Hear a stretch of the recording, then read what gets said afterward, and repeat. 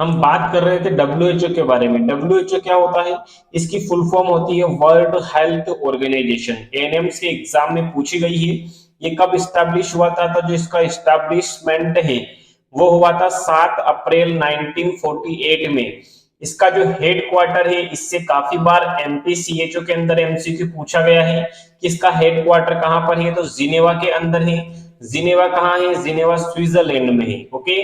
इसके डायरेक्टर कौन है? किसके? डब्ल्यूएचओ के डायरेक्टर कौन है? तो डॉक्टर टेड्रस एडनम जो है कि इसके डायरेक्टर हैं। अब क्वेश्चन पूछा जाता है कि डब्ल्यूएचओ की जो कोर कमिटीज होती है, जो उनकी समिति होती है, उसके अंदर अगर इंडिया की कोई बात करनी हो, इंडिया का यदि कोई मुद्दा उठाना हो, तो कौन उठाएगा? तो डब्ल्यूएचओ की कोर कमिटी में डॉक्टर हर्षवर्धन जो है कि इंडिया को रिप्रेजेंट करते हैं। नेक्स्ट एमसीक्यू पूछा जाता है वर्ल्ड हेल्थ डे कब सेलिब्रेट किया जाता है? तो हमेशा 7 अप्रैल को जो है कि वर्ल्ड हेल्थ डे सेलिब्रेटेड किया जाता है। अब मैं आपको बताऊंगा हेल्थ की डेफिनेशंस क्या होती है डब्ल्यूएचओ के अकॉर्डिंग। बहुत सी बार ऑप्शन में डेफिनेशन पूछ ली जाती है कि कौन सी डेफिनेशन जो है कि डब्ल्यूएचओ के अकॉर्डिंग हेल्थ की सही है। तो याद रखिएगा डब्ल्यूएचओ के according it is a complete physical mental and social wellbeing and not merely absence of disease. ठीक है, ये एग्जैक्ट एप्लीकेशन सॉरी एग्जैक्ट ये डेफिनेशन है और इससे संबंधित एग्जाम में काफी बार एमसीक्यू पूछा गया है। ठीक है। अब अपन बात करते हैं, जब भी हेल्थ डे मनाया जाता है तो उस दिन डब्ल्यूएचओ अपनी थीम लॉन्च करता है। यह थीम हर साल 7 अप्रैल को देते हैं। कहने का मतलब है कि जब भी वर्ल्ड हेल्थ डे सेलिब्रेट किया जाता है यानी कि 7 अप्रैल को, उस दिन डब्ल्यूएचओ अपनी थीम लॉन्च करता है। तो देखिएगा, सबसे पहले हम 2020 से शुरू करते हैं। 2020 की थीम जो थी वो थी कि support the nurse and midwifery.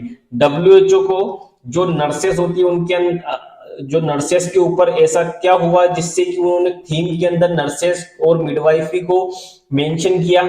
उस दिन जो है कि फ्लोरेंस नाइटिंगेल का 20वां जन्मदिन था। किसका? फ्लोरेंस नाइटिंगेल का जो है कि 20वां बर्थडे था। तो इस उपलक्ष्य में जो है कि डब्ल्यूएचओ ने थीम दी थी support the nurses and midwifery. Next जो थीम थी वो 2021 के अंदर आई थी। और 2021 के अंदर क्या आई थी कि building a fairer and healthier world. कहने का मतलब है कि एक स्वच्छ विश्व का निर्माण करो। ये थीम 7 अप्रैल 2021 को दी गई थी। लेटेस्ट थीम से एमसीक्यू आता है 2022 की थीम जो है कि राजस्थान सीएचओ में पूछ सकते हैं कि अवर प्लानेट अवर हेल्थ जो है कि कब की थीम है?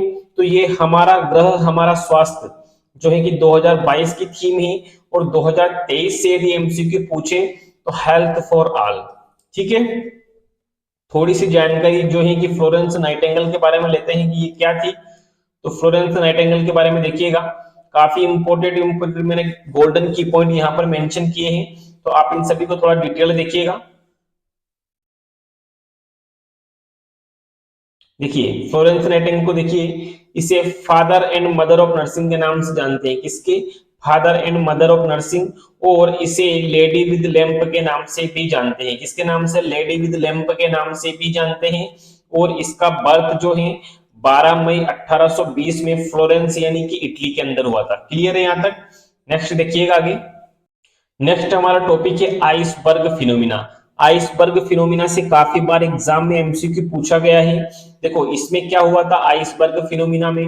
आइसबर्ग फिनोमिना में जो है कि एक रंगीला साइंटिस्ट आया, उसने बोला एक कांच का ग्लास लेकर के आओ। तो जो है कि एक कांच का ग्लास लेकर के आए। ठीक है, जैसे कि फॉर एग्जांपल अपन मान लेते हैं एक कांच का ग्लास लेकर के आए। उसने बोला कि इस कांच के ग्लास को जो है कि आधा पानी से भर दो। तो अपन ने इस कांच के ग्लास को आधा जो है कि वाटर से फुलफिल कर दिया। अब उसने बोला कि इसमें अंदर एक बर्फ का टुकड़ा डाल दो। तो बर्फ के टुकड़े डालने के बाद उसने इसमें दो चीजें देखी। जो बाहर का जो ऊपर का हिस्सा था जो फ्लोटिंग यानी कि तैर रहा था, उसको उसने बोला फ्लोटिंग टिप। क्या नाम दे दिया उसने? फ्लोटिंग टिप नाम दे दिया। ठीक है। और जो बर्फ के टुकड़े का जो पानी के अंदर डूबा हुआ जो हिस्सा था, उसको उसने नाम दे दिया सबमर्ज पोर्शन। क्या नाम दे दिया उसने? Submerge portion. अब इन दो चीजों से वो क्या बताना चाहता था इसमें देखिएगा, फ्लोटिंग टिप सबमर्ज पोर्शन, पहले इसको लिख देता हूं मैं। देखिएगा इसमें जो बाहर का ऊपरी हिस्सा जो अपन को दिख रहा है, इसका मतलब जो है कि जो बीमारियां लक्षण शो करती है, जिन बीमारियों के सिम्टम्स नजर आते हैं, ठीक है, या जो बीमारियां जो है कि फिजिशियन के द्वारा आसानी से नजर आती है, तो वो फ्लोटिंग टिप्स के अंदर रखी गई है। जिन बीमारियों को ढूंढना मुश्किल है या जो छुपी रहती है, जैसे बर्फ का टुकड़ा पानी के अंदर छुपा है, इसी प्रकार से जो बीमारियां पानी के अंदर छुपी रहती है, तो उसे अपन सबमर्ज पोर्शन के अंदर मेंशन करेंगे। मोटे मोटे तौर पर यहां समझ लीजिएगा। अपन इसके बारे में थोड़ा डिटेल देखते हैं, देखिएगा। फ्लोटिंग टिप क्या होता है? फ्लोटिंग टिप आइस का वह पार्ट जो पानी के ऊपर है, तो उसे अपन ने फ्लोटिंग टिप बोला, ठीक है। अब ये क्या क्या बताता है? दैट रिप्रेजेंट हेल्थ सिस्टम के अंदर के जो फ्लोटिंग टिप है, ऊपर तैरता हुआ हिस्सा, ये क्या बताता है? Symptomatic cases. क्या बताएगा ये? कि जो सिम्टोमेटिक केसेस है उनको बताएगा, और जो केस डायग्नोस्ड हो चुके हैं, जो केस नोटिफाइड हो चुके हैं, या जो केस है या जो डॉक्यूमेंटेड हो चुके हैं, तो ये उनको शो करेगा। यह क्लिनिशियन या फिजिशियन के द्वारा असेस किया जाता है। और जो सबमर्ज पोर्शन, सॉरी, जो फ्लोटिंग टिप होता है, यानी कि अधिकतर बीमारियों का पता किस कंट्री में लग चुका होगा? तो यह डेवलपिंग कंट्री में लग चुका होगा, है ना। तो this portion is very large in developing country. Clear है? आगे देखिएगा। फ्लोटिंग टिप से एक एमसीक्यू पूछा गया था, मैंने एज इट इज यहाँ पर मेंशन कर दिया है कि फ्लोटिंग टिप का जो पोर्शन है वो किस डिजीज में लार्ज दिखता है? तो प्रोटीन एनर्जी माल न्यूट्रिशन के अंदर जो है कि ये बड़ा दिखता है, ठीक है। अब अपन बात करते हैं सबमर्ज पोर्शन की, या उस हिडन हिस्से की जो कि अनडायग्नोज्ड है ना, अपने मेडिकल टर्म्स के अंदर। तो इसमें देखिएगा, सबमर्ज पोर्शन के बारे में देखिएगा। आइस का वह पार्ट जो पानी के अंदर डूबा हुआ है, यह हिडन, अनडायग्नोज्ड एंड अननोटिफाइड और असिम्प्टोमेटिक केस को रिप्रेजेंट करेगा, ठीक है। अब देखिए कि यह पोर्शन किस कंट्री में ज्यादा होगा। तो सबसे पहले, यानी कि जो अनडेवलप्ड कंट्री है, जहां पर हेल्थ व्यवस्था बहुत लो लेवल की है, वहां पर ये बड़ा दिखेगा, वहां पर बीमारियों को ढूंढना थोड़ा मुश्किल है, ठीक है। This portion represented by epidemiologist, community health officer and community health nurse. तीनों के तीनों ऑप्शन में दे दिए जाएंगे कि जो सबमर्ज पोर्शन है वो किसके द्वारा रिप्रेजेंट किया जाता है, और एक एक्सेप्ट का ऑप्शन आएगा, ठीक है। ये प्रश्न पहले पूछा गया है, इसलिए मैंने यहां पर मेंशन कर दिया है, ठीक है। नेक्स्ट देखिएगा। नेक्स्ट कि some disease are not represent by iceberg phenomena. कुछ डिजीज होती है जो कि आइसबर्ग फिनोमिना के द्वारा रिप्रेजेंट नहीं की जाती, जैसे कि rubella, rabies and measles and tetanus. इसकी ट्रिक याद रखना कि रोज रोज मत तड़पाओ। क्या ट्रिक है इसकी? रोज रोज मत तड़पाओ, है ना, ये इसकी ट्रिक रहेगी। क्लियर है? आगे देखिएगा।